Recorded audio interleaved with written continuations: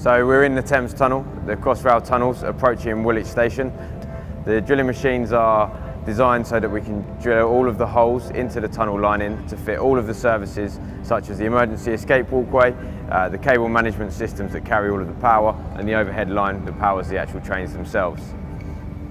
So this is first of its kind in the world, this machine. We have 42 kilometres of tunnels in the Crossrail project.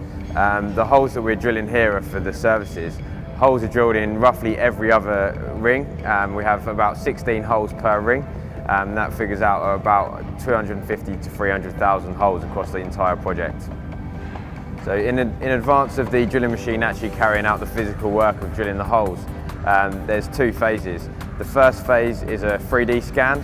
So the 3D scan takes measurements along the tunnel at very small increments. It highlights key features.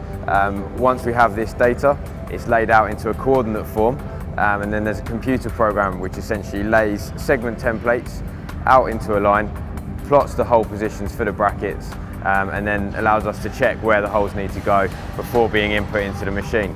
Once they're input into the machine, then the machine can go ahead and drill the holes themselves.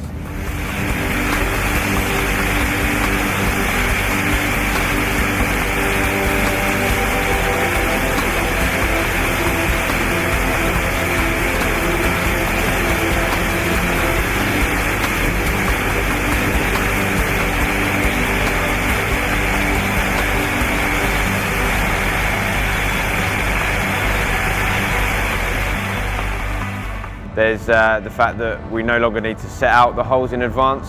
So traditionally, a surveyor would have to go along the tunnel, physically mark every position, for then someone to come in and manually drill it.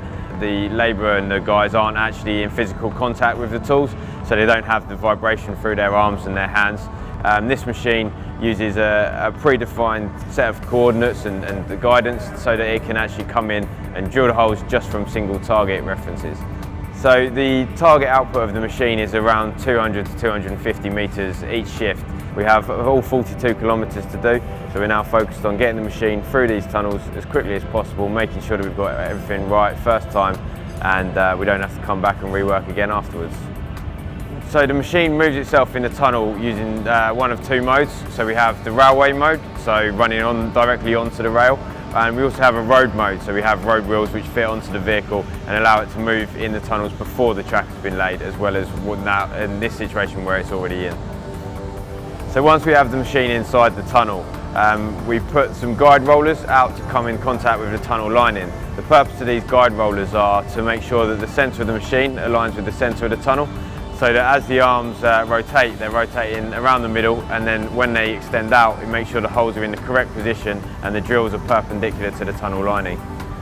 Going forwards, this sort of production line thinking approach can be taken to more of the construction and the railway industry. It's a method we can use to make things safer and faster, and ultimately save time and money in large-scale projects such as the Crossrail programme.